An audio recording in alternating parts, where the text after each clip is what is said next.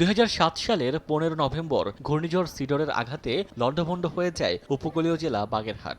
বাসিন্দাদের একমাত্র দাবি ছিল টেকসই বেড়িবাঁধ নির্মাণ। উপকূলীয় বাঁধ উন্নয়ন প্রকল্পের আওতায় মোরেলগঞ্জ থেকে শরণখোলা উপজেলার বগি গাবতলা পর্যন্ত ৬২ কিলোমিটার টেকসই বাঁধ নির্মাণ কাজ শুরু হয় ২০১৬ সালে। ২০২৩ সালের ১০ ডিসেম্বর কাজ সম্পন্ন হয়। তবে বাঁধ নির্মাণের ২ বছরের মধ্যেই ৩ কিলোমিটার জুড়ে একাধিক স্থানে ফাটল, ব্লক ধস ও মাটির অংশে বড় বড় গর্ত সৃষ্টি হয়।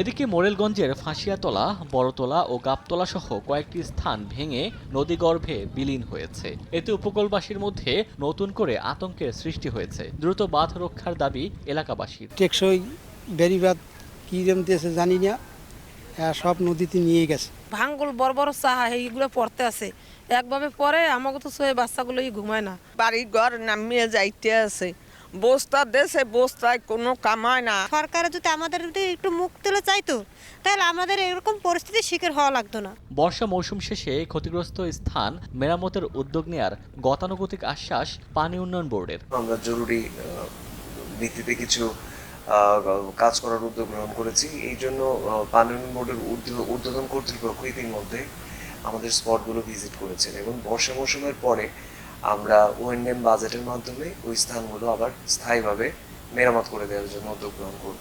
নির্দিষ্ট সময়ে তীর রক্ষা বাঁধের কাজ বাস্তবায়ন না হওয়ায় ক্ষোভ ও অসন্তোষ সৃষ্টি হয়েছে স্থানীয়দের মাঝে। সময় সংবাদ, বাগেরহাট।